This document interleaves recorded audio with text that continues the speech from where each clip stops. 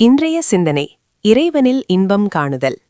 வாழ்க்கையில் நாம் தேடும் உண்மையான திருப்தியும் நிம்மதியும் நம்மை படைத்த இறைவனில் நம் மகிழ்ச்சியை நிலைநிறுத்தும் போது மட்டுமே நமக்கு கிடைக்கிறது.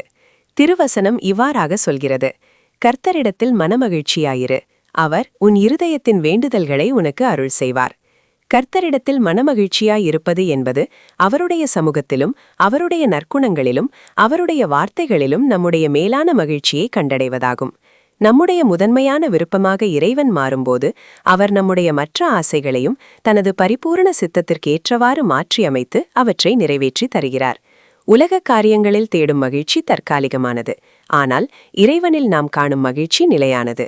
ஜெபம். கிருபையுள்ள பிதாவே, உம்முடைய ஆசிர்வாதங்களுக்காக மட்டுமல்லாமல் நீர் யாராக இருக்கிறீரோ அதற்காகவே உம்மை தேட எனக்கு உதவி செய்யும். என் ஆத்துமா உம்முடைய சமூகத்தில் ஆழமான ஓய்வையும் மகிழ்ச்சியையும் கண்டடையட்டும்.